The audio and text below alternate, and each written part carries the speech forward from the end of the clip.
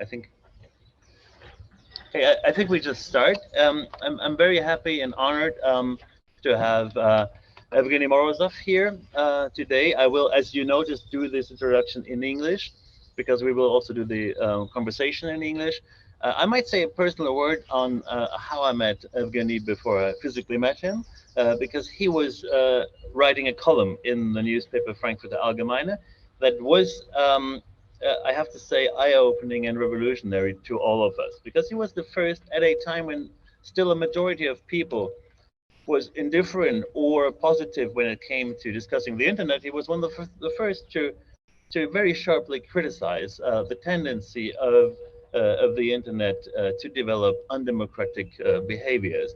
And his writing, like the net delusion on the dark side of the internet, and another book called To Save Everything, Click Here, which is also a wonderful title, on the folly of tech solutionism, introduced a bunch of theoretical language to those who were interested in uh, the history and the problematic development of the internet that was truly eye-opening and I think unprecedented. So, and all of our thinking, also at the newspaper, it had a huge influence how Evgeny analyzed not only the internet but looked at the broader context of the effects of tech solutionism as an attitude in the Silicon Valley to societies. And he was also, you can say, one of the first people to predict what would happen in terms of digital surveillance culture. The things that we can see today in China had been analyzed, I think, 15 years before in Evgeny's writing. So I think he's one of the most important thinkers, actually, of our time, and is working on a book that everybody is can't wait to read. Finally, a big history of the internet and the idea, the terminology of freedom. I think Evgeny will also talk a little bit about that. But the interesting thing for me was in Evgeny's intellectual work that he did not only very sharply analyze the problematics of that time and criticized the power structures in the digital society, but also came up with proposals, which is rare because you have some really brilliant thinkers around who say it's very bad, it's all gonna end badly, and we are squeezed between, let's say, big tech in America and big state in China, and Europe might become a digital colony of both systems. We talked with Francesca also about that problem, but both have developed strategies to counteract, to produce counter narratives to that seemingly unavoidable power structures that present themselves also almost as a part of our nature. And I think that was something that was very important in your writing for me, was that you, almost in a Roland Barthes tradition, said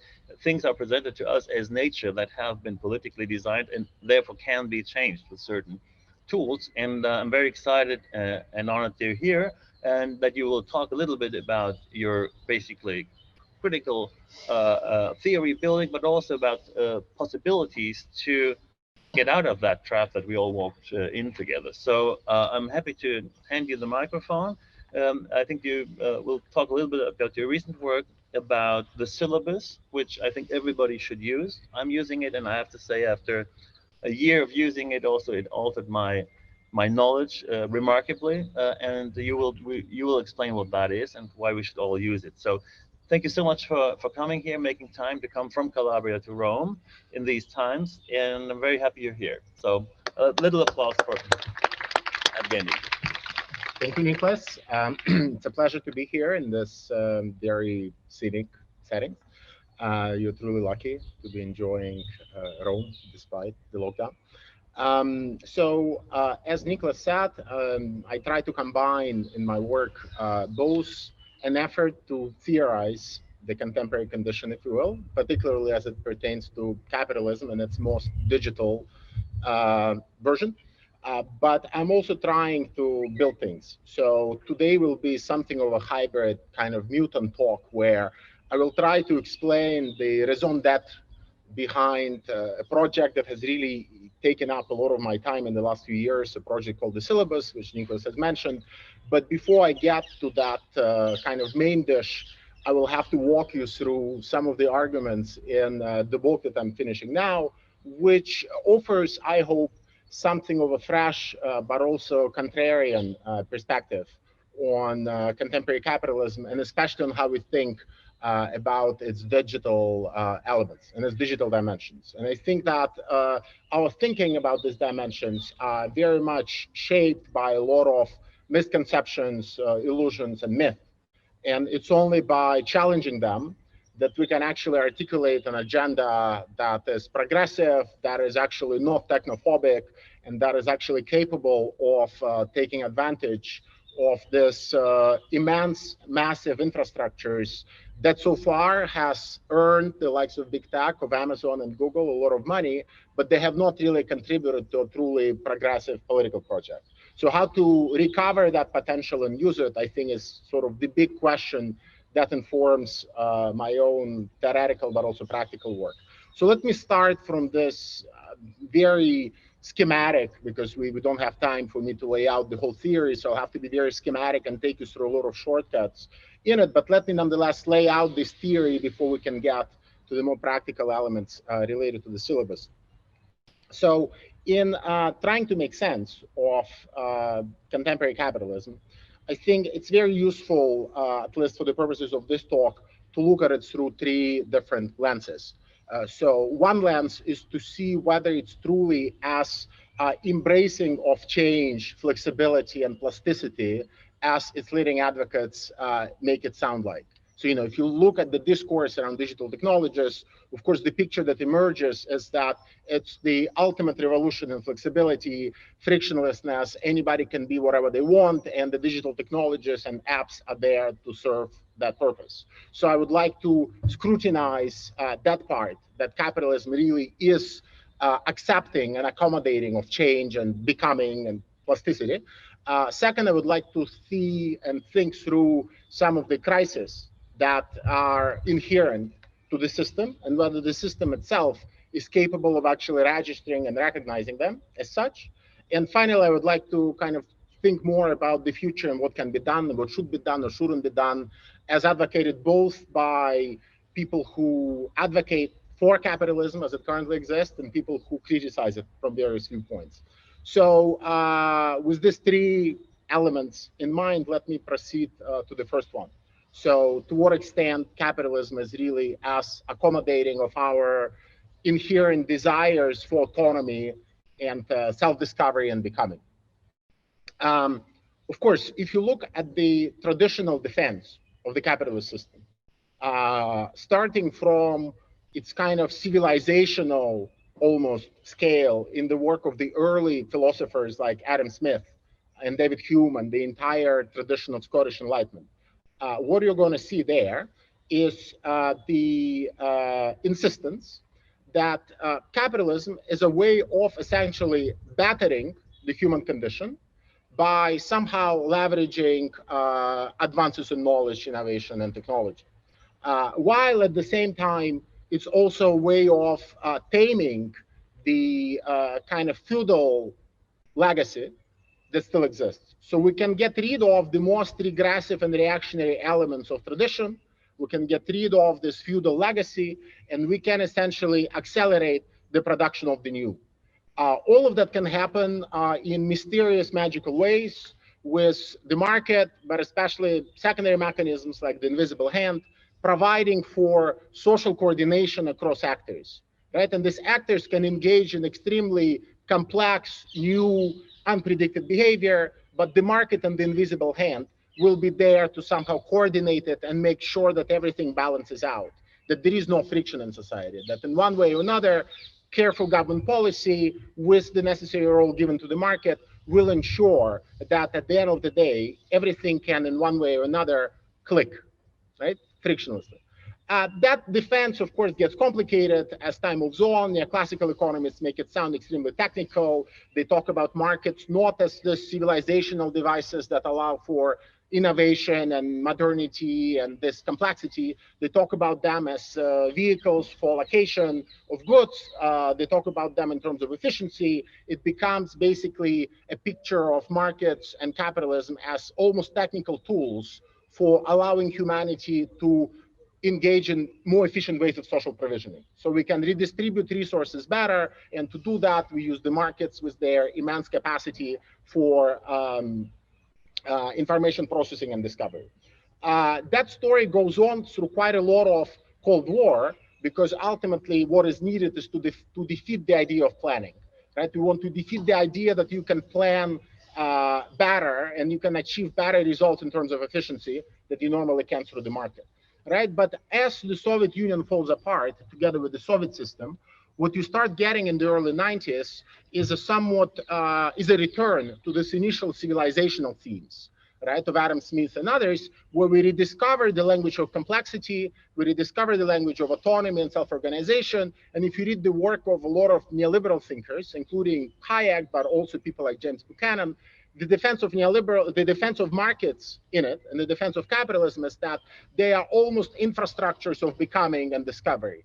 They are really the ways through which communities can discover what matters for them. They can discover how to build new things, how to build new practices. They basically become these key infrastructures of modernity that allow communities to discover who they truly are and defend that kind of autonomous sphere for themselves. We might think of it as a naive conception, but nonetheless, that's the conception and the defense of capitalism, to which now you can add the technological dimension and see how big tech and technology platforms enable these new forms of discovery and becoming. The critique of that, right, that has traditionally come out from the Marxist camp, right, and that has defined the epistemic horizon both of kind of communist movements, but also social democratic ones, who did not necessarily buy into the Marxist paradigm, but they accepted it as a valid analytic. They just didn't go the whole way. So the critique of it from the kind of left and Marxist left was always that capitalism does not really fully deliver on its promises. So in a sense, it was almost like so they imagined socialism as some kind of accelerationism avant la lettre, right? Where socialism could do the job of capitalism, but better, right? Because the initial critique that Marx, but subsequent thinkers delivered of capitalism was that capitalism promises all these great innovations, but it cannot fully realize them because the relations of production, so class, property ownership, they eventually start interfering with the full capacity of us to develop forces of production. So we cannot develop the vaccines we need, we cannot develop the artificial intelligence technologies we need, because ultimately the embeddedness of all these technologies in class relations and the relations of capitalist ownership, they constrain our capacity to take full advantage of this knowledge, science, and technology. That has always been Marxist critique, right? And the Marxist critique tacitly accepted many premises of capitalism, right? And this is why, if you read Marx closely, you will see all these reflections on how everything solid melts into air, how capitalism essentially dissolves ties of feudalism, how it essentially transforms backward societies, like he says when he reflects on India, and how all of these things that are marked by some kind of reactionary heritage can be melted and can be transformed into something progressive and technologically viable and progressive. Now, I personally think that there were a lot of mistakes made in that conceptualization, and that Marx and subsequent leftist and Marxist movements have given in and have given too much ground, essentially, to their capitalist adversaries, right? And I think this is where it's obvious that the initial Marxist conception was far too economistic, that they could not really account for this later defense of capitalism as infrastructure of becoming and infrastructure of complexity. And you can see it very clearly, and there are four kind of critical points I'll make of this Marxist project, but let me tackle them one by one. So on the question of complexity, modernity, and autonomy, right? If you read Adam Smith, but especially if you read later thinkers like Hayek, what emerges very clearly in their thought is that capitalism is this unique system of allowing people to pursue complex projects without having to talk to each other.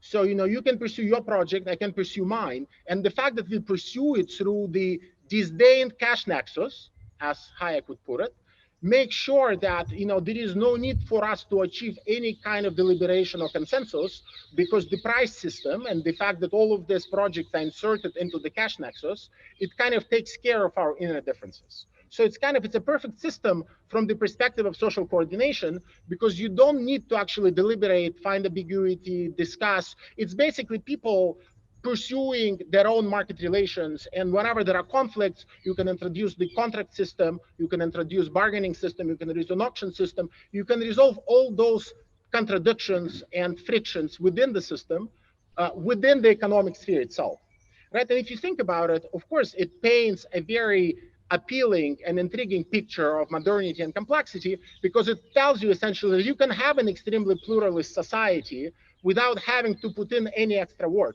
Because as long as you embed all social relations into the economic sphere, and you have markets and the cash nexus mediate everything, you don't actually need to worry about the fact that I believe that climate change is important and you believe that it doesn't, as you believe that it don't. As long as we manage to reduce it as the common denominator of some kind of auction for who can emit more CO2, then the problem will be solved, right? And of course, I think it goes against a much deeper and more sophisticated understanding of modernity and complexity and autonomy that you find, you find it in Jürgen Habermas, but you find it in a lot of other thinkers who have actually thought about different types of rationalization, and not just rationalization of, technologies. So this kind of dimension of deliberation and argument and communicative rationality that you see in Habermas is completely missing from the defense that capitalism makes of its own infrastructures of modernity and complexity. The second point that I think is problematic with the traditional Marxist conception is that it conceives of value, right? It analyzes still everything in terms of value, and value is tied in the original Marx conception to the exploitation of labor, right? And we can argue whether it's a good or not bad, whether it's a good or bad optic to think about these things. I just think that thinking about it in terms of value distracts us from a much more pragmatic way of thinking about how capitalism and capitalist firms actually operate, which is profit. And if you conceive of capitalism through the lens of profit rather than value, what you immediately discover is that capitalists don't just make money by selling things, because we think that they sell things and then, this is where profits come from. They primarily make money by actually minimizing their costs when they sell things. And they minimize their costs usually by what is known as cost shifting. They're essentially offloading their costs on somebody else.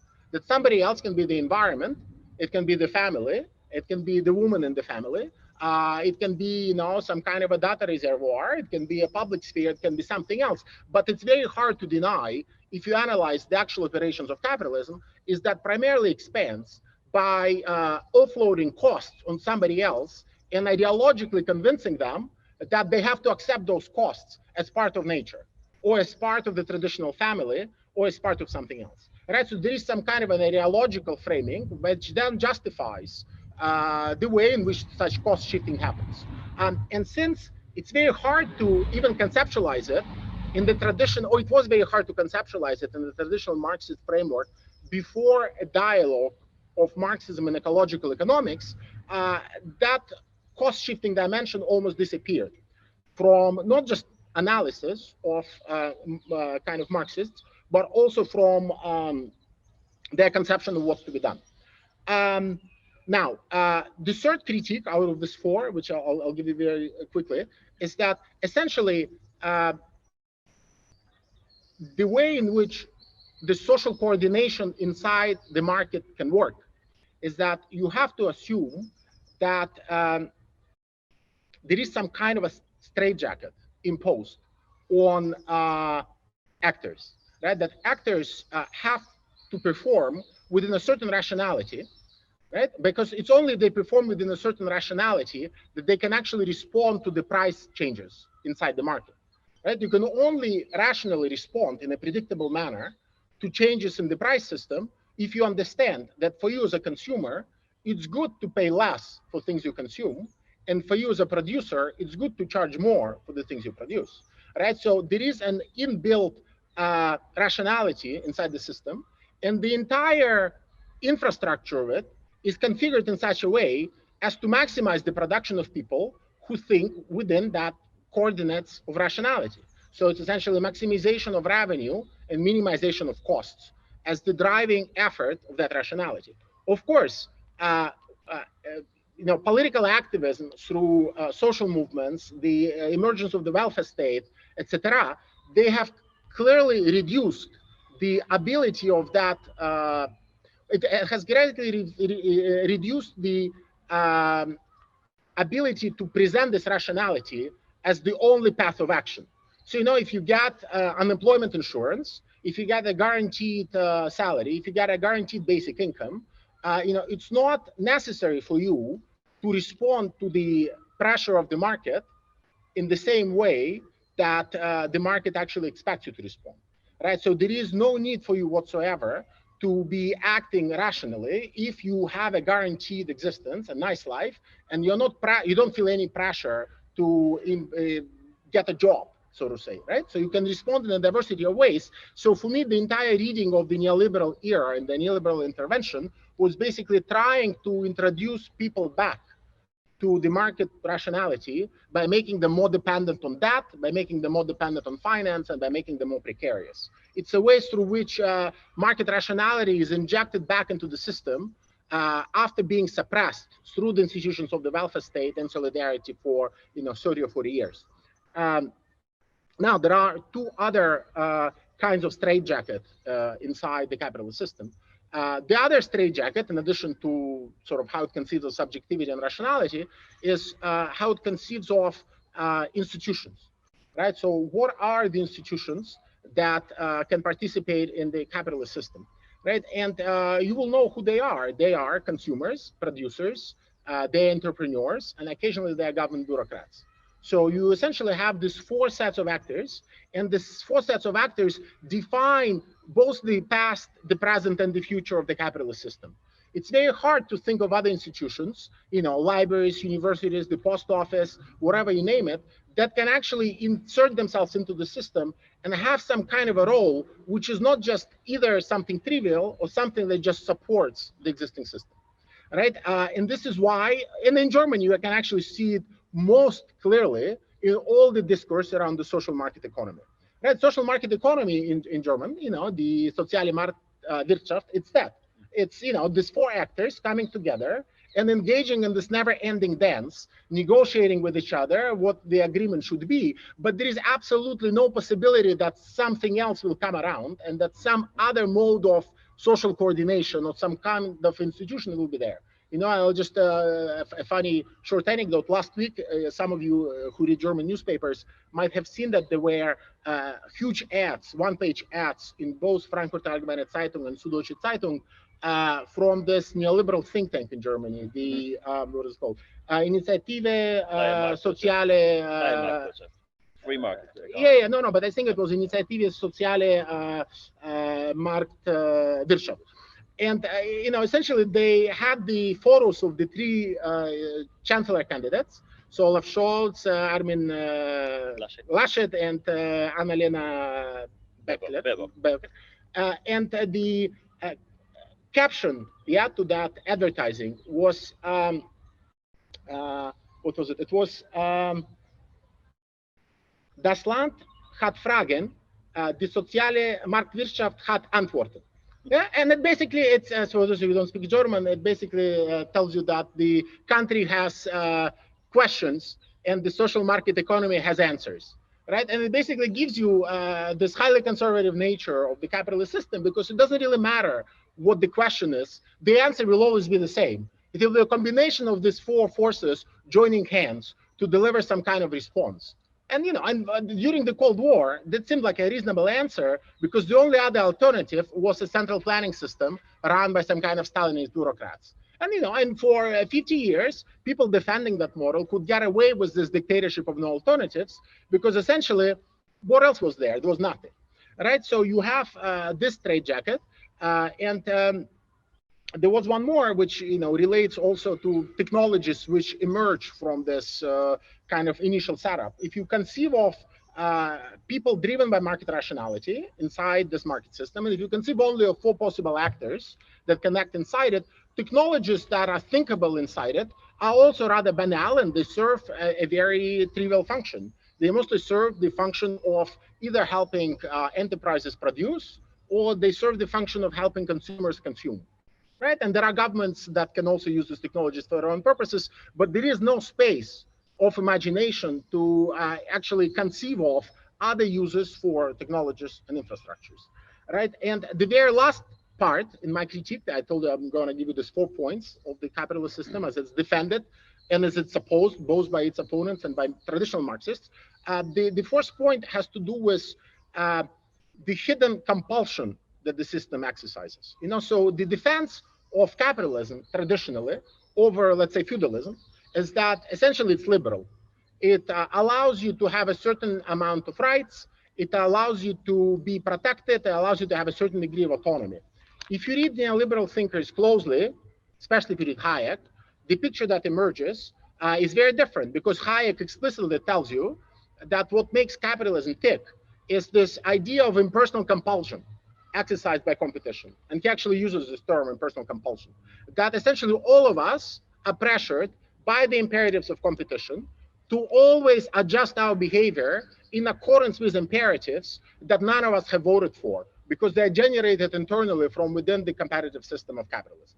So, if a factory closes somewhere, it doesn't matter how hardworking you are. You can be the most hardworking person in the world working for that factory, but none of that counts, because if the factory itself closes, you will have to submit yourself to this impersonal compulsion and eventually, engage in lifelong learning, retrain yourself, and become an entrepreneur.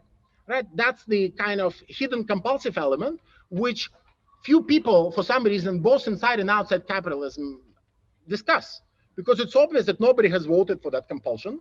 And the only reason why somebody like Hayek can get away with it is because his argument is that anybody who tries to get us away from this impersonal compulsion will set us on the road to serve them, and we'll all end up in a Stalinist dictatorship, which again made some kind of sense during the Cold War. I'm not sure that it makes any sense now. So that was the longest part of my talk. Now there are 2 shorter ones, and then I talk about the syllabus. So as you understand, there are kind of 4 critiques that I've just advanced, right, of capitalism that have to do with sort of an extreme reactionary and almost hand-constraining, straitjackety-like features of it, which are traditionally not revealed if you just talk about it as something that generates entrepreneurship, creative destruction, or innovation. You just don't see that in terms of kind of institutional imagination. It's an extremely poor system that actually limits how we think and what we do with technologies, as opposed to augmenting it. Now, the second part that I promised I'm going to talk about has to do with crisis and how capitalism thinks in terms of its own kind of stability and instability. So the traditional capitalist account of where do crises come from is rather trivial and banal. Crises happen because somebody in the system who's not capitalist has too much, and they want too much. So it's workers demanding higher wages to compensate for productivity increases, which leads to inflation. It's the welfare queens who are permanently on welfare, who are forcing the government to take on more and more debt to pay those welfare bills. It's somebody inside the system who's not working hard enough, who wants to have a larger share of the cake, that eventually generates tension inside the system, that eventually then leads to some kind of economic collapse. It's a very kind of blame shifting, like they do with cost shifting operation. Marxists, of course, have a much more sophisticated account. There are many theories having to do with overconsumption, underconsumption, but at the core of it is still a Marxist idea that crises happen because there is a conflict between forces of production, which are objective things like technology, science, and knowledge, which develop within capitalism and can be assessed objectively, and relations of production. Right, so at some point, capitalism can no longer take us to the next stage, as I argued before, and this is where crises break out because workers acquire class consciousness, etc. By the way, I think that this is where Marxists make another mistake in buying into the idea that you can assess technologies objectively. That you can actually look at something like internet search and Google and say that, okay, we have reached really the best of what capitalism can deliver, but now we just need to switch it to some kind of publicly tax-funded system and make it less dependent on advertising. And that will really make sure that we achieve its utmost potential. Because that would be the logic of most socialists, right? Most socialists will tell you capitalism does a very good job of taking technologies to the maximum potential, and then we just need to make some little tweak, and we will make sure that this potential is realized under a new ownership regime. I think this is crazy. I think that there is absolutely no way for us to predict how to serve internet search. There is absolutely no way to trust that a company in Palo Alto will do it better than a series of libraries doing it in a decentralized way. I think that's a complete nonsensical system where we build our own narratives about technological progress by recasting actual power struggles and power relations and the victory of corporations under the banner of technological progress. So it's just a euphemistic account which we should get away from, and we should actually push for diversity and plurality of technologies, rather than the singular objective vision of maximizing the productive capacities of the economic technological system. That's not what I wanted to say. What I wanted to say is that this traditional Marxist kind of contradiction between forces and the relations of production is itself incorrect or incomplete. And this is what became obvious to most Marxists. Sorry, I'm giving them too much of a description. It became obvious to some Marxists after they encounter with the climate catastrophe in the mid-80s. So this is when you have people like, for example, James O'Connor writing about the second contradiction that exists inside capitalist system, which is not just about relations and forces in production, but between both of them and what he calls conditions of production. And this is something that Marxists never properly theorized, that there are conditions of possibility that make capitalism and capitalist production possible, and that those conditions are not to be taken for granted. And that if you buy into my earlier account that capitalists expand through cost shifting, it's obvious that capitalism undermines its own conditions of possibility, like clean air, like water, like the public sphere, like the family. Capitalism, it works by essentially being parasitic on them, but it doesn't know when to stop.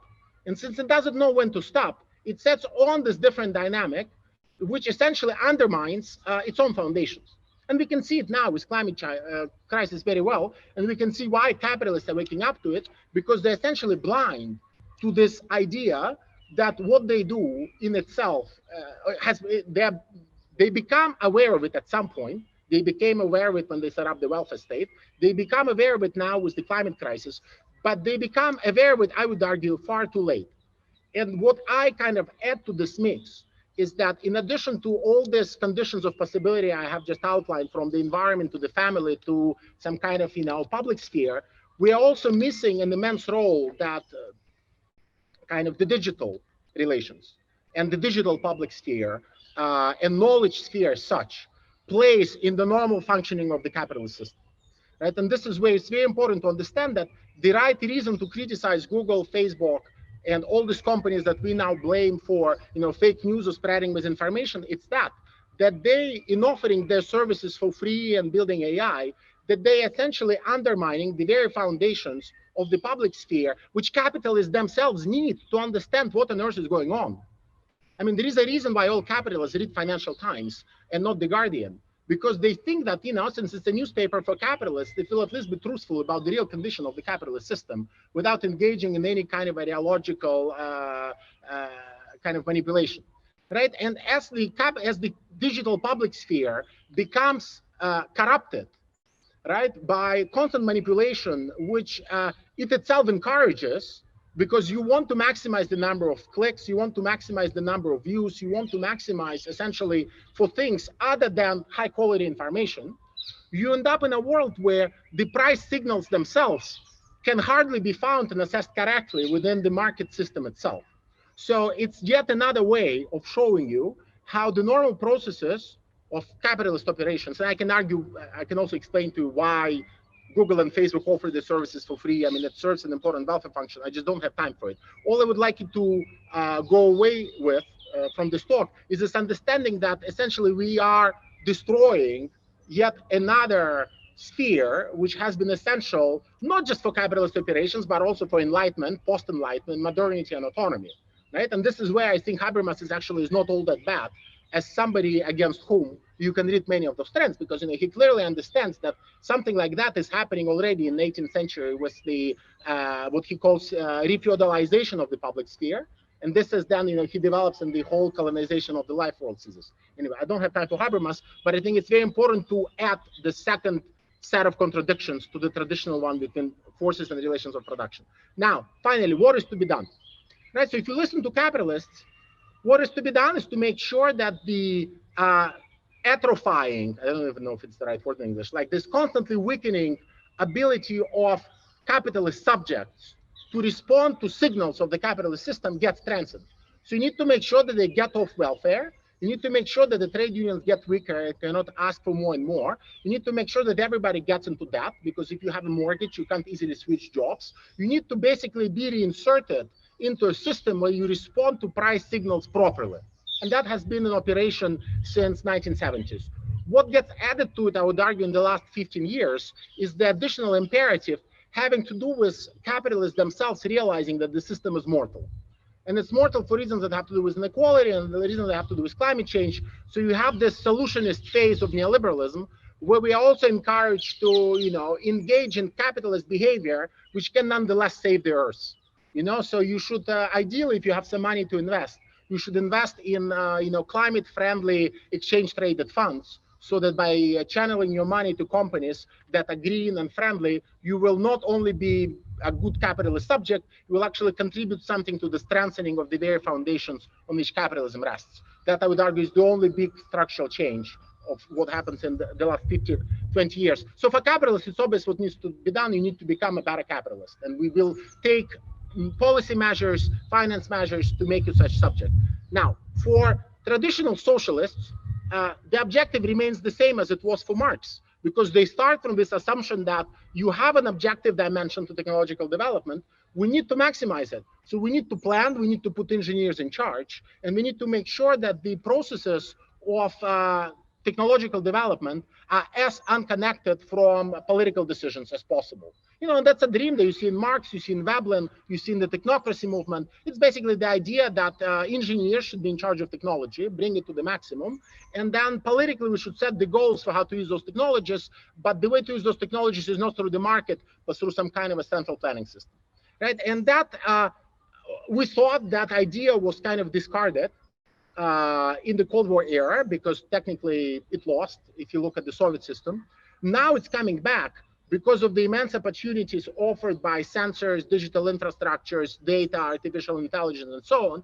So you have a younger generation of socialists who we thought would never exist, making arguments for the return of central planning by saying that data and AI will make it work in a way that Soviet commissars never could. Now, there is something useful in that idea, especially if you kind of go back to the earlier thing I was saying about cost shifting and social costs, because that idea, when it was first articulated as a critique of capitalism, it was not articulated on the neoliberal assumption that we need to build an auction system so we can auction off pollution rights and thus arrive at some kind of a contractual system where we pollute optimally, right? Or we commit crime optimally. Right? It was never the idea that we need to give people these bargaining options and auctioning power so that we arrive at some social optimum that is good for society at large. No, that critique, and as it finds itself, since we're in the German academy, I can say in the work of the German economist, Carl Wilhelm Kapp, for example, it was something else. It was the idea that we are all entitled to rights, not just human, but also socioeconomic rights, and those rights cannot be violated. So there is no possibility to talk about optimal pollution. There should not be no pollution if, like, my rights to clean air are to be respected, right? And as a consequence of that conceptualization, you also get a second idea, and the second idea is that in addition to this importance of rights, you can actually have a very different type of planning that will aim to the provision of minimum needs. So all of us have needs that can be physiologically stated. And here we don't need to get into the debate about objective nature of society and objective nature of technology. It's obvious that we need to consume a certain number of calories to survive, and there are certain energy inputs into how we operate, and they have to be maintained, and the same applies for clean air. Now, if you start from that as your basic package that need to be maintained, you can build a planning system, very basic one, that will aim for the satisfaction of those needs. And then through other regulations and laws, like the precautionary principle, you can tie the hands of whoever it is that will be polluting or underproducing clean food or clean air. Now, what I propose is to accept this minimum version of planning, which is centered around social needs, and merge it with something else. Merge it with the conceptualization of these infrastructures of becoming that you actually see in the latest stage of neoliberalism, in the latest stage of neoliberal conceptualization of the market as an institute, as an institution of becoming and discovery. So what I'm arguing is that as such, as far as modernity is concerned, and as far as kind of modern agenda is concerned, it's a pretty ambitious and laudable goal. If we can build infrastructures through which communities and people can discover who they are and constantly rediscover who they are, it's a good thing. It just cannot be done only through the market, even if some of it can be done through the market, right? And this then turns the question in a very different direction.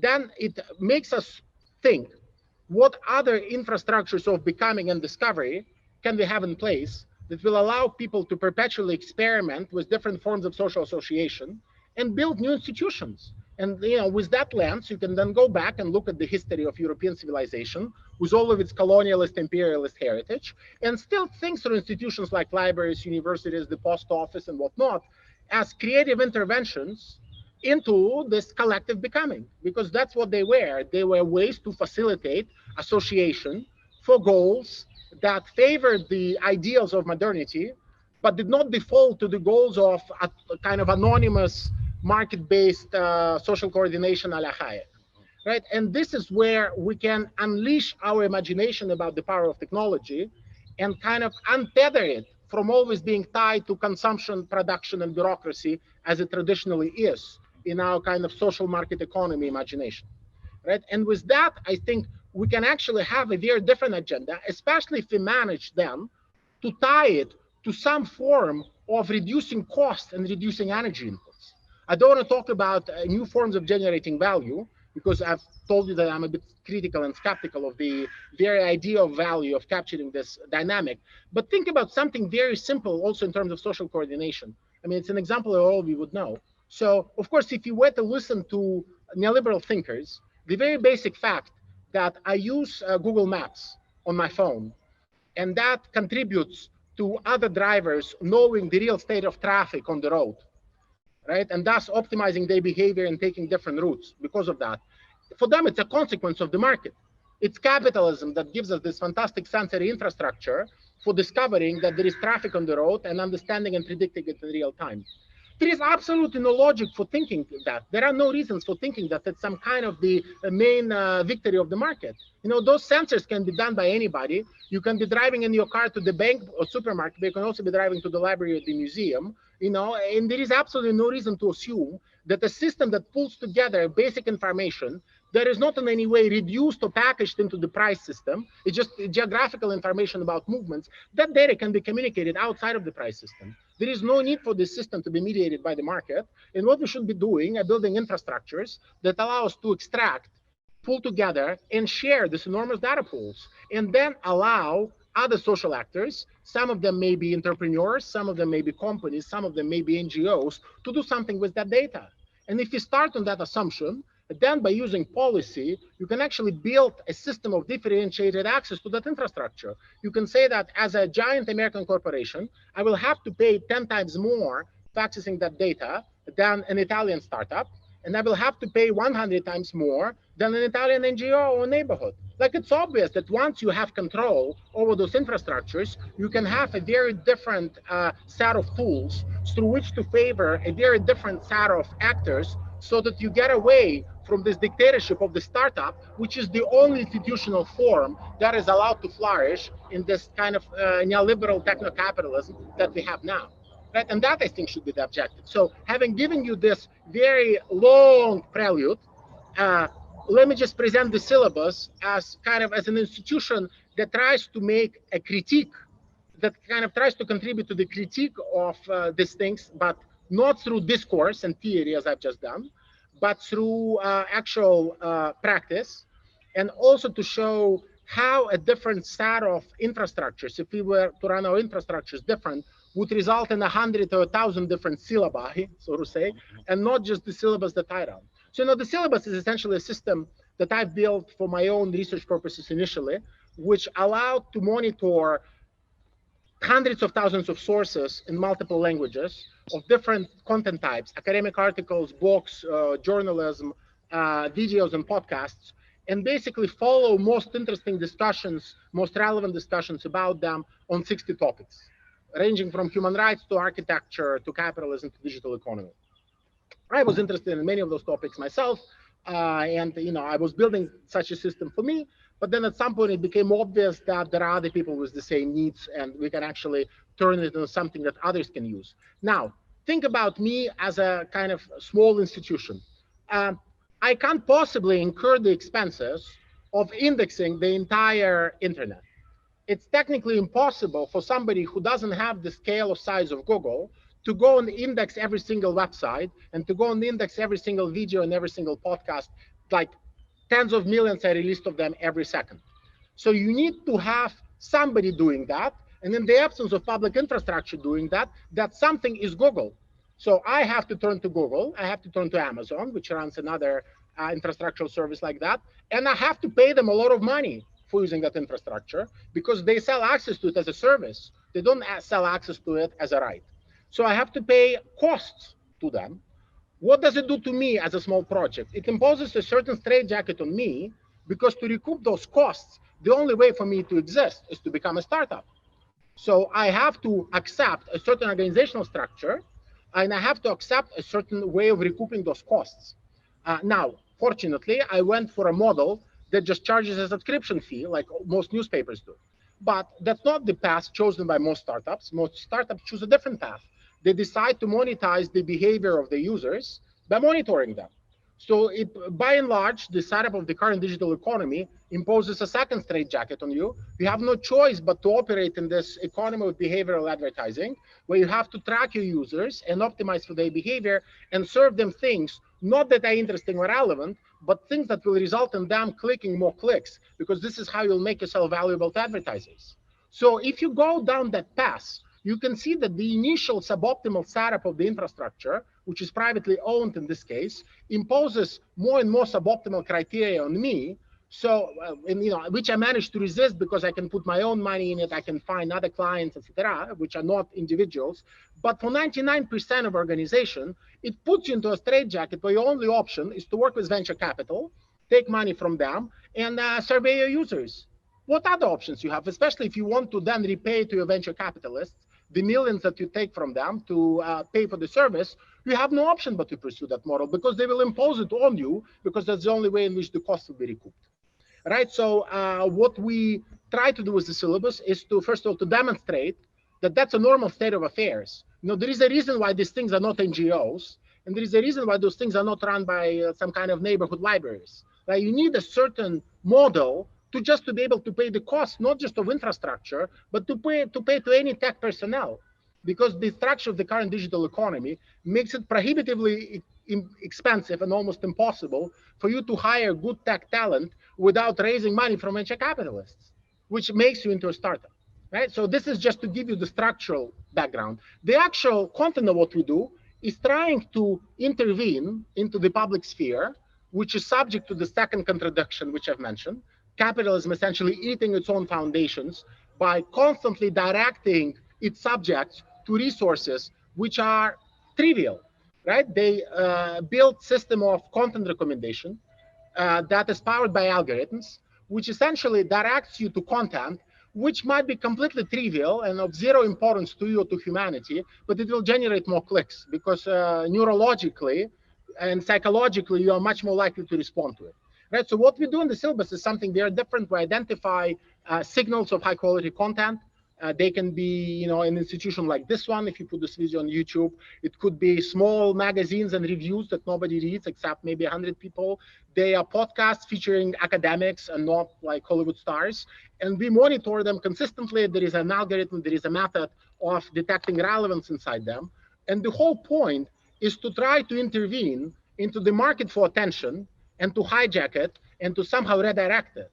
And to say that, no, I don't want to surrender myself to the decisions of YouTube and Twitter algorithms, which optimize for revenue, and instead point people through a curatorial model to things and debates and discussions that are actually relevant and interesting for our future with regards to climate change, inequality, and so forth. So what we do is rely on a mix of algorithmically discovered relevant content according to our criteria and a team of humans, human curators and editors, who then evaluate it and essentially make choices which we then present to the public, not as objectively best in the field, but as subjectively interesting to this particular set of curators, which we hope corresponds, because of the kind of trained nature of the curators, to what an informed public should be reading about. Now, I don't proclaim exclusivity of any kind. So I don't want to claim that we provide the perspective through which the world should understand what is happening.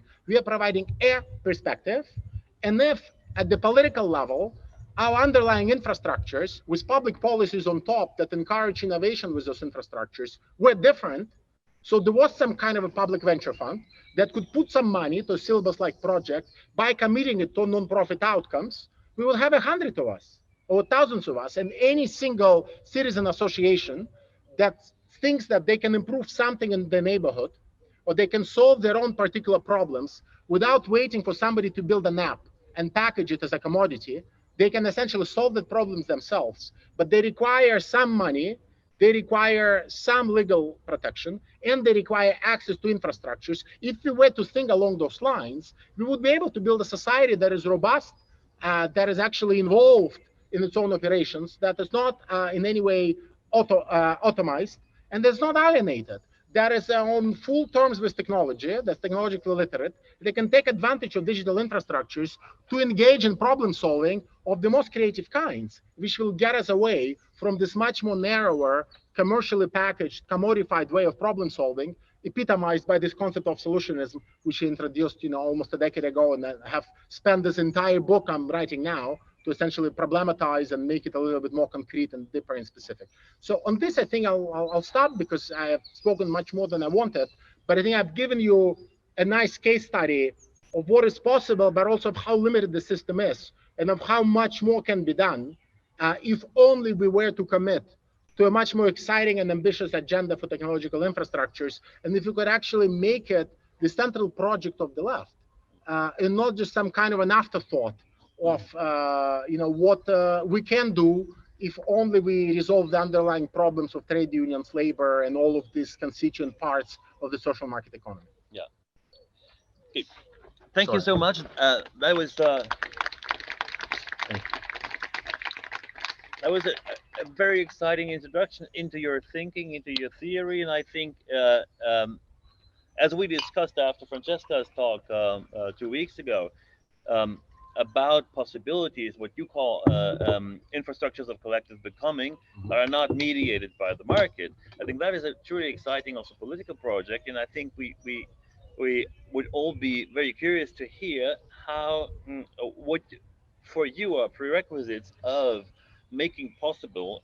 You pointed out that it's very hard to escape that logic of the startup who gets money from a system, and then you have to obey that system. So basically, what you outline is basically a political theory that requires a very broad step by the state that enables basically donations of money to people who want to implement a system that distributes technology and knowledge in a digital society in a way that is not soaked up by a market capitalist competitive system. So how would you say, what would be a political response to that analysis and demands?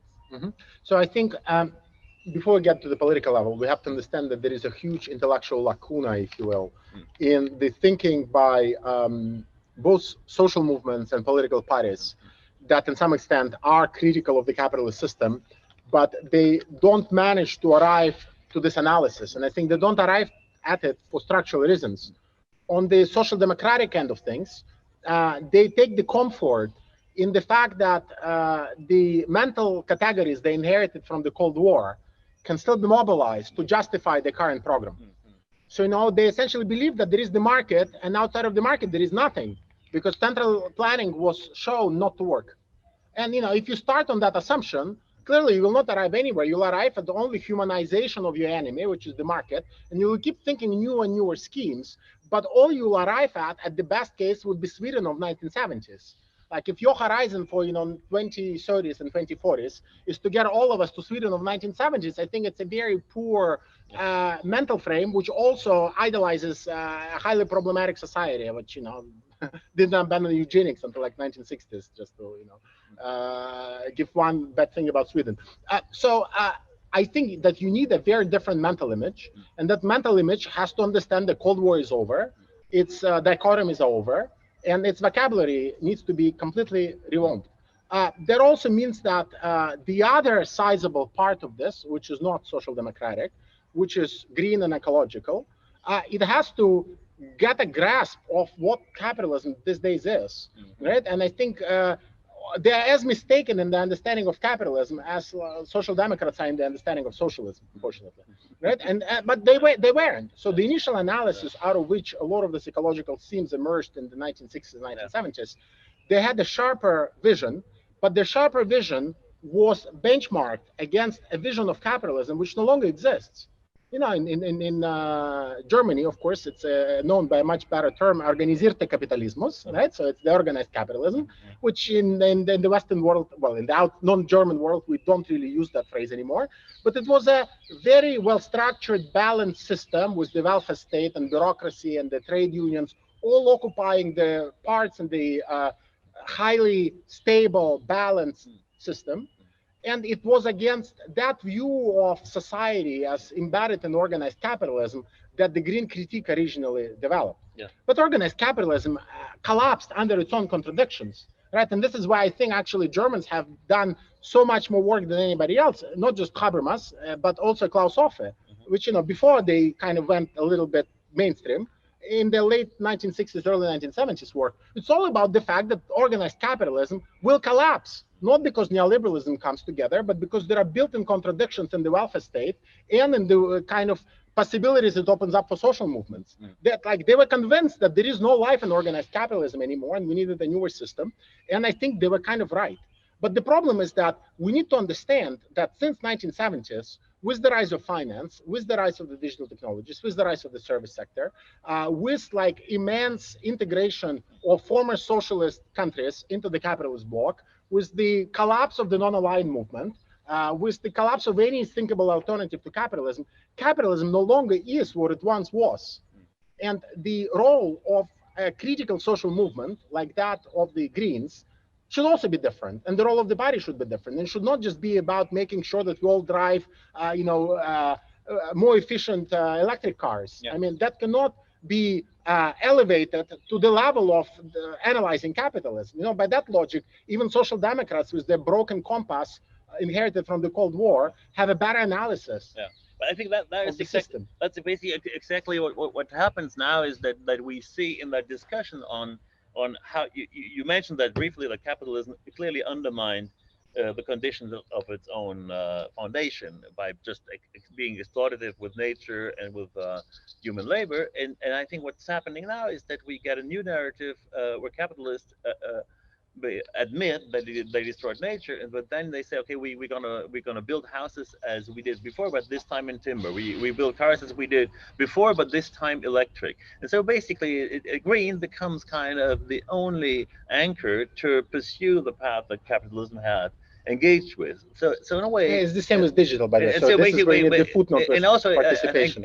What I really loved about your analysis of language of Silicon Valley is that you are bombarded with highly ideological terms, starting with the cloud that sounds so pure and beautiful and ungraspable, but it's basically a bunch of very much polluting server farms all over the world. And it continues with the idea of a green revolution, which is not at all, has nothing to do with the revolution, but only with the consolidation of the status quo through green facades and timber. So if we can agree upon the fact that the timber capitalist becomes the new annoying figure in a seeming change that is not a change, what would be the opposite of the timber capitalist? So coming back to my question, what would a state system, a political system have to be imposed as new rules of the games to allow an alternative to the startup? Because also, I mean, Europe basically so Yes. proud of creating clusters of startups in Paris and everywhere. Mhm. But as you analyzed totally rightly, this is not going to change anything systematically. So how would you basically politically implement kind of a nucleus that could unfold into Yes. an alternative, a counter narrative to the system? But this is where, Yeah. this is why I started with the intellectual layer, because I think Yeah. you need to understand why you would want to be doing this.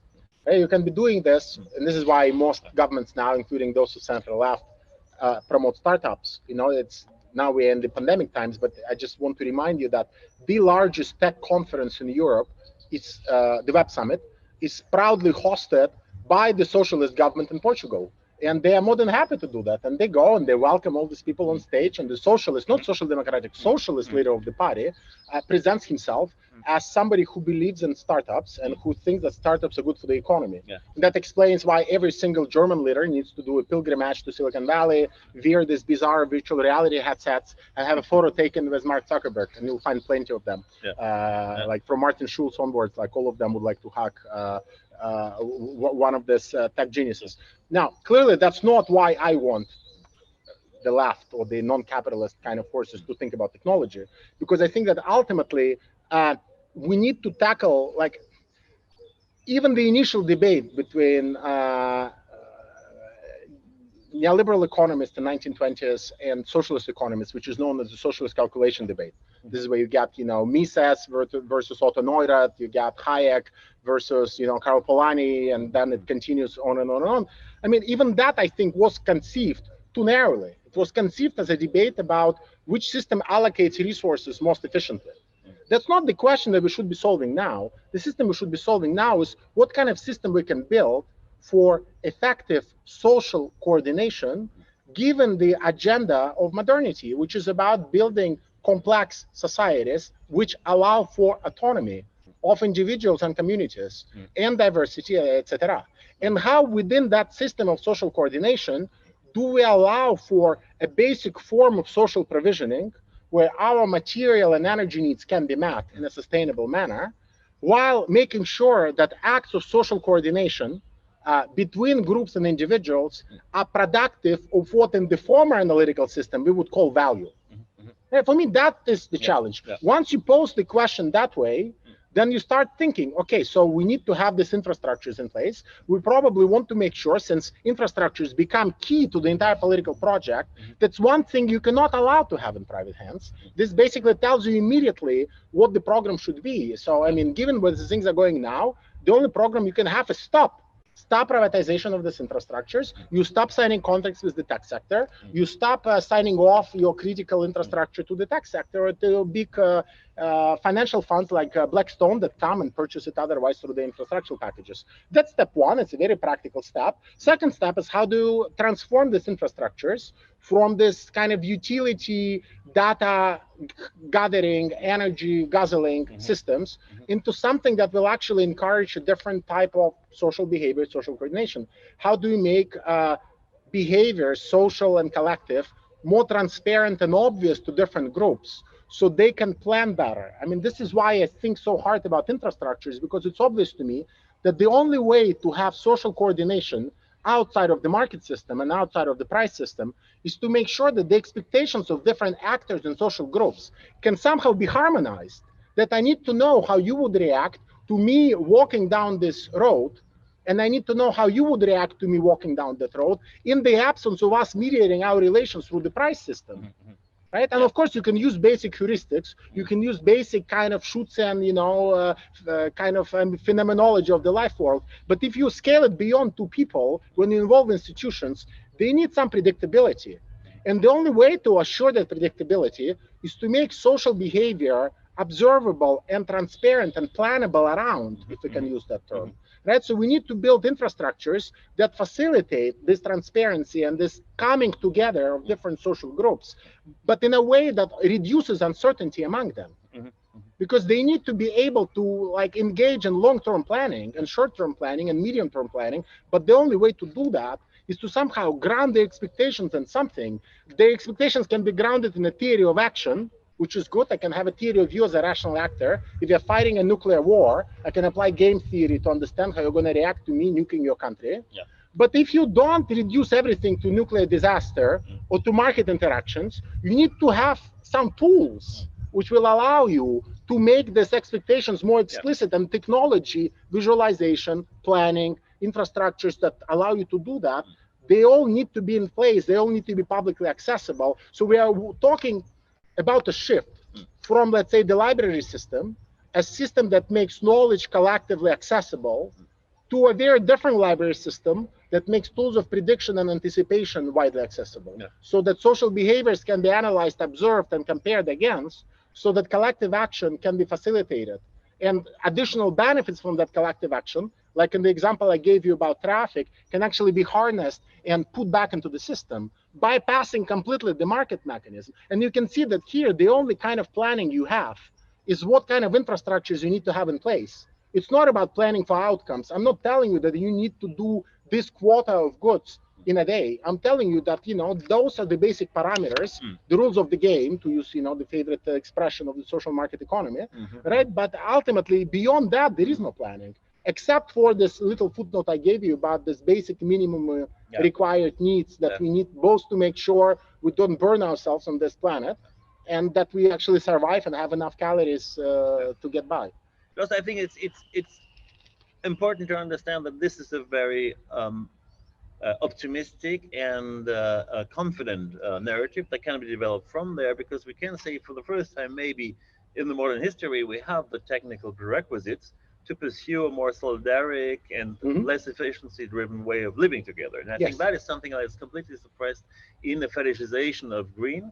That there is a possibility for new solidaric forms of cohabitation between different people and species even, and that this is imaginable also as a system that is able to sustain itself.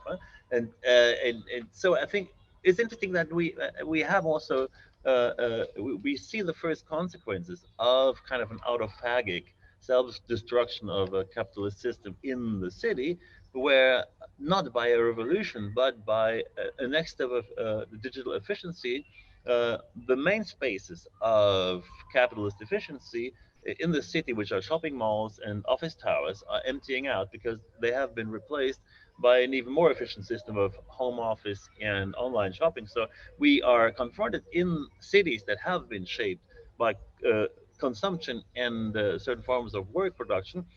We find a modern ruin park because they will be sooner or later deserted. And I think if we manage that shift rightly, it gives you also enormous freedom to use these spaces differently and to start a different form of societal concept from that ruin park that has been left as the physical remains of 20th century capitalism, if you want, almost like the ruins of communism have been invaded after 89 in Berlin and created that Berlin myth.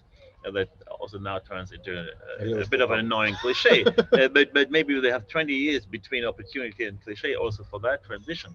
And I would basically at this point open up the discussion, as we have some wonderful guests here today in Villa Massimo, among them Avinam Shalem, who is the Ridge Professor of the Arts of Islam, but also somebody who is has just started as the director of the American Academy in Rome, a program that investigates the conditions of the city and our construction of the city. There will be a wonderful conference in May at the Academy. So we have wonderful people who think about urbanism and the city of the future. We have architects here. So I would open up this discourse and encourage you also to if you talk a little bit about your approach to the same topics that Evgeny has touched. We also, I have to say, we have a famous German novelist who was deep in the banking system a long time ago and wrote a fantastic novel with about a political vision to cut every private fortune at a certain point at some millions and use it to finance uh, the the rebuilding of the country, which is a mixture of a utopia, a polemic, and a wonderful book called Hochdeutschland. So we have people, experts from different angles that could discuss your theory and your proposals now. So I would like to open up the discussion. There are, even if Italy started to become more open today, and you don't have to wear masks outside. we are legally not allowed to use the mic and go to your place. So you have to walk to what has been dubbed as the question chair. So if anyone dares to go to the question chair, we're happy confront us to hear your front on. questions, remarks, reactions. So, but first of all, thank you so much for that introduction to your Thank you, thinking. Nick, but I feel encouraged to come up with the first question. I promise to give short answers. I feel that I should, as a guest. Well, I would like first to thank you for your lecture. I enjoyed it very much, and it opens, I think, to all of us a kind of the big picture of after um, the fall of communism and what we are doing today at the beginning of the 21st century.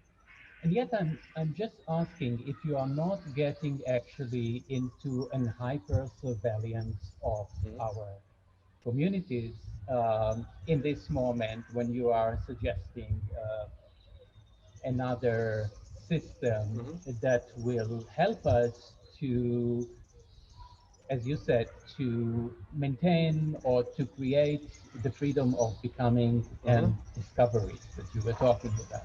And I'm saying it because, you know, in the system, the capitalistic system that we were all awakened from already by the postmodernism moments of the 80s, when everyone realized that being a millionaire would not give you more freedom to be yourself. The freedom which was left was actually to go out of the system. The freedom was actually to reject the rules of capitalism and to be yourself. So the to be yourself was a kind of a way to create this kind of freedom from the capitalistic system. So I'm just asking if your project is not by maintaining now knowledge and accessibility in a system that will be regulated is actually taking out from us the possibility of the individual freedom that you are talking about. This is my basic question about what you are suggesting. At the same time, I have another idea which it has to do, of course, with the question of, or how I see it as a professor at the university working with the new generation. And I don't have to tell you, in USA, after the COVID year, Black Lives Matter, and after Trump, I mean, our new generation, the students, the PhDs at Columbia, are sending, you know, emails to my boss every week. And it's all about, on the one hand, participation that you have mentioned, but on the other hand, they are still in the marketing process of the capitalistic system, because everything that they are asking for is to make, through the becoming and identity politics, to make out of themselves a commodity. So the idea is to make out of yourself again a commodity in the becoming in order to sell yourself better to the market. Yes. So I wonder if you can just Sure. relate to this. Sure. Well, I'll try. So I think on the first question, with regards to sort of to what extent this spaces of nonconformity that were offered to us in the past would disappear in kind of my system, which will involve, and you know, for a German audience especially, that might sound terrifying because it would involve a certain form of data gathering and analysis that some of you might find unhealthy, and you know, this is where I think we'll have to make trade-offs. You know, whether you enjoy the impersonal compulsion of capitalism, which will become much more personal and much more compulsive as it needs to tackle the climate threat, or whether you would like to agree on some democratically imposed system that will tap into some shared and hopefully anonymized data sets in order to arrive at some socially useful outcomes. And I think this is where we have to be pragmatic. I just wouldn't necessarily fetishize the ideal types of liberal democracy outside of its current problematic of climate change and inequality and these digital giants running everything, where all the data and all the surveillance already takes place. It's not that, you know, and it takes place also in a way that somehow benefits the political structure of the system. And this is why, you know, if you talk to people from the intelligence community in America, they will tell you, oh, they're so happy that there is a monopoly system in the digital market because getting all the data from Facebook is so much easier than getting it from 25 different Facebook, right? So instead of writing to 3 companies, WhatsApp, Instagram, and Facebook, there are just one, and all the data arrives, immediately. So, but beyond that, I'm just not sure whether this utopia you're drawing, whether its conditions of possibility are still with us, to be honest, of kind of rejection and living in your own, you probably, I don't know if you were referring to that, but maybe you remember in the early 90s, there was a very popular text on temporary autonomous zones by Hakim Bey, a very prominent anarchist, which became kind of the, captured the imagination of a lot of people in kind of cyberpunk, but also in the postmodern thing where you could build this kind of almost like pop-up, galleries. You can build this pop-up autonomous temporary autonomous zones where you can feel and be as free as possible. And I always thought it was kind of insane as an idea. I mean, I understand all the part about resistance and Foucault and Dessertont, and you can have like all sorts of resistance at the day of everyday life. And I'm not saying that it's not there, but to universalize it into almost some kind of a concession by capitalist system to you so that you can be a refusenik. I just, like, to me, the whole reading of neoliberalism is closing those spaces so that even in your everyday life, as it gets financialized, you have to start conforming to the neoliberal imperatives and to the imperatives of finance, so that even within the previously free and uncommodified space, you now need to conform to a very different logic. So I'm just not sure, maybe we need to talk about it more. I'm just not sure that I agree even with the premises that the spaces will disappear. I think they've disappeared for reasons that have to do with capitalism rather than with this alternative system. The part about becoming and sort of everything being channeled into a commodity form, I mean, it's been true ever since Guy Debord formulated it. But beyond that, I mean, for me, what was really interesting in the maybe it's not a direct answer to the question, but what was really interesting in discovering some neoliberal thinkers like Buchanan, for example, which in America is read as a racist guy who basically strips public financing of taxation revenue, right? That's the mainstream reading of Buchanan. If you read Buchanan closely and you read his methodological writings in economics, this is where he gets into all this stuff about becoming, that essentially, the market is an instrument of becoming, and this is how we can discover what we want. And this is so important. He even says that, well, I sound like Whitehead, and I never read Whitehead, but having read Whitehead before this talk, I realized it sounds very much like Whitehead. And if you push it even further, it even sounds like Deleuze, because actually that is Whitehead. Right? So, I mean, it's a very interesting take, but if you then read him closer, you understand that the only obstacles to becoming that he identifies are personal kind of deficiencies in you.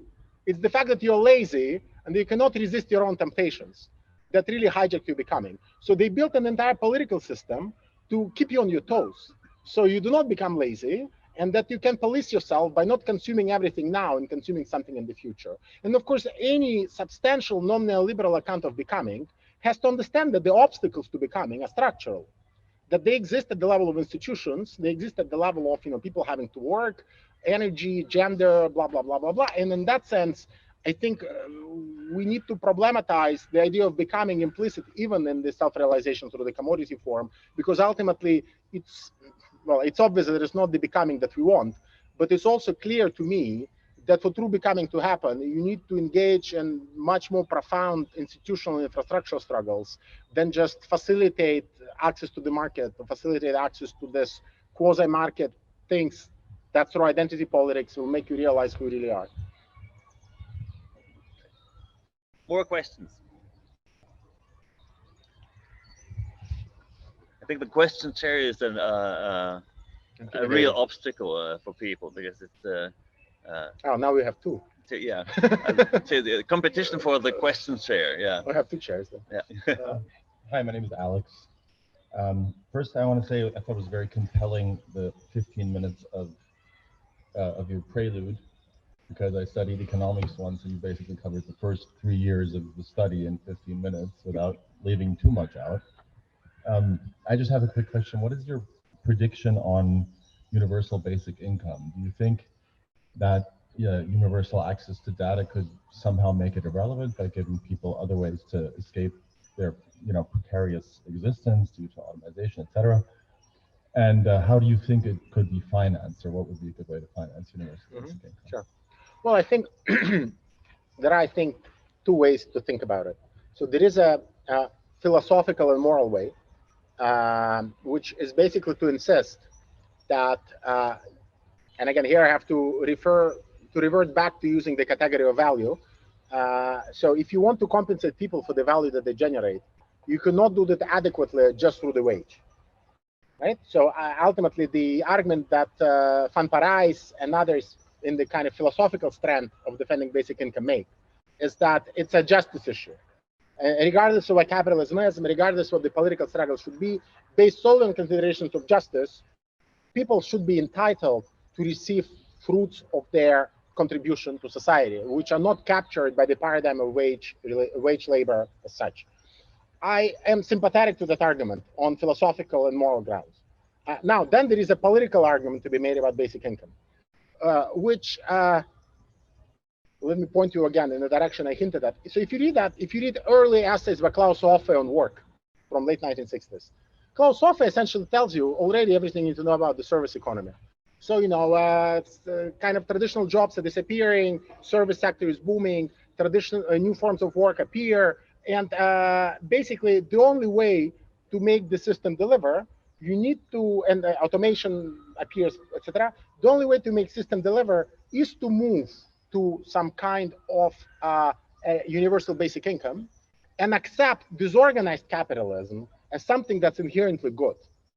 And in my book, I have this long, and a lot of it is dedicated to exploring this dialectic between organized and disorganized capitalism, right? And also, that makes political sense, and it made some political sense when advocated here in Italy, for example, 20 years ago by radical movements insisting on increasing precarization of labor, right? So the idea was always that, in a sense, through providing basic income to people, you would weaken their dependence on capitalists, so they wouldn't need to seek employment through traditional forms and become wage slaves. They would be able to say no in a way that they cannot say no now, because they need to be like their capitalist subjectivity needs to be actively produced, as I was saying before. That argument I also find persuasive. Now, if you take these two arguments and set them against what is to be done now, and if you especially look at what has happened in other parts of capitalism, with privatization of infrastructure, with Silicon Valley firms charging fees for everything they do, right? A program of basic income that's not tied to a structurally ambitious reshaping of the very basic tenets of the economic system, it will be a subsidy, it will be some kind of a Keynesian subsidy that will keep the digital and finance industry alive, because it will provide the incomes, 80% of which then can be channeled to people who own the privatized infrastructure and who own the privatized digital services. So the basic income that you'll be receiving will go to pay for, driving on private roads, listening to Spotify, and whatever falls in between, right? And in that world, I'm not sure that it would play the liberating function that these two earlier, mostly theoretical visions had attributed to it. So I am in for basic income as a concept because I think that its ultimate theoretical reasoning beneath it is correct, both morally and politically, if it's coupled to an ambitious program that completely problematizes universal basic services along the way, to put it in very simple terms, right? And I think that you cannot be discussing universal basic income now without discussing universal basic services, which is a kind of an alternative counter paradigm developed by many people on the left. And I think ideally we need both, because in its absence, as I said, it's a Keynesian subsidy to the tech sector and financial sector, and it's a way to legitimize the system by presenting it as more humane than it is, because capitalists make concessions and give money to everybody, right? So basic income, yes, but basic income with universal basic services. Mm-hmm. I'm Christoph from the Artist Group Unclear. Mm-hmm. And for me, it's very hard to imagine how to step out of this kind of system, informatic capitalistic system, because we are so deeply stuck in it. Mm-hmm. So, and I think it's it's a new episode of this capitalistic story now. Yes. That this platformative capitalistic infrastructure, they take over also the real life, like Uber. So Uber takes the car of the private persons, so they don't pay insurance and all these things, and they take the money out of it and bring it to Yes. paradises of tax. So, but it's not so clear to see it for us. For us, it's became it's comfortable to use all these new advantages, and if we ask for a different system, then immediately comes this question for surveillance. So this China model, and in between there's no nothing to see for us, and it's so deep rooted this kind of informatic capitalistic system that it's very hard to find a position from the outside to it. And also, like we getting trained the last years in this applause system that you only can give applause. This, I think, is a big damage for the future also. That we are used, that it makes no sense to make critique, to say no, and to say stop. This is not impossible because it has no points where it has effects on this system which is so large scaled. And Yes. I think it's I don't have much hope. Yeah. And there must become maybe a break, something from a different. Well, so a lot of people hope. So a lot of people hope that COVID would be such a break, right? But I mean, unfortunately, in the short and medium term, we're actually likely to see the intensification of the delegation of public power to private companies. So, I mean, the most visible effect of it in this country and in many other European ones would be that to deal with the aftermath, you need to empower the tech sector and the consulting sector even more. So you will see, the likes of Google and Amazon becoming even more powerful as a result of this crisis. So in that sense, it hasn't led to the alteration of mental paradigms that some of us hoped, let's say, a year ago. And a lot of people on the left had the same reaction as they did in 2007, 2008, when, if you go and read a lot of the statements by Stiglitz, David Harvey, and any kind of Naomi Klein, any big name on the left, the conclusion that all of them have drawn was that neoliberalism was dead. And now people say the same thing about Biden, because Biden is putting $4 trillion into the U.S. recovery, neoliberalism is dead, right? And I think that this is where, well, it's not answering the question directly, but I think this is where we need to understand what it is that we are fighting. And people still get trapped in this Keynesian mindset where as long as there is government spending on something, it means that there is a viable project of the left. And for me, the viable project of the left is not Keynesian spending, because during the Cold War, what we now associate with Keynesian spending was actually spent on fighting wars, right? And this is where that Keynesian miracle comes from. It comes from military spending. It does not come, by and large, from just healthcare and education. So we need, I think, to have a vision for what should be done, which goes beyond just the state-centric model. But beyond that, counter-narratives are essential. This is where I think artists might contribute something, because we are so trapped. Even the ways in which we contest big tech, we contest them on their own terms. And this is why, most of the cutting-edge art done to contest Silicon Valley focuses on surveillance. Right? I mean, yes, okay, but I mean, the political narrative that emerges from contesting the power of big tech through the lens of surveillance is that, oh, we need to go back to the nice functioning German legal system of informational self-determination, where some kind of regional court in Essen decides to have stricter privacy rules. I mean, yes, but as a political imagination, that doesn't excite at all, right? And I think this is where recovering the earlier conversation about capitalism as such, right? And not just going for some kind of half-baked weak terms like neoliberalism, right? Or financialization, or postmodernism, or producing this constant set of euphemisms, which essentially take you very far from understanding the core political dynamics of the system, right? Where everything becomes a conspiracy theory. So, why things are so bad? Oh, it's because a cabal of people meet in Davos, in neoliberal thought collective, and they decide everything. And I think, yes, I mean, we need to map these power relations and power networks, and all of that is very important. But that cannot replace the kind of analysis of capitalism that Marx did, Weber did, Werner Zombart did, Habermas did before he got obsessed with language. Yeah, like that used to be part and parcel of critical theory and critical analysis. And now we find comfort either in high-level theory, pre-capitalism, where like Axel Hones can spend 3 decades reading Hegel to tell us that we need to recognize each other and it's very important. Or it goes into this weak tea analysis of capitalism, where it's all about some kind of extra term that ends in an ism, like neoliberalism, but there is no underlying historical theoretical account of capitalism. So I'm more than happy to talk about neoliberalism and solutionism, and I talk about them in my own book, but it presupposes an analysis of changes inside capitalist system that is richer than just saying, oh, it's late capitalism, hence postmodernism, or it's just neoliberalism and financialization.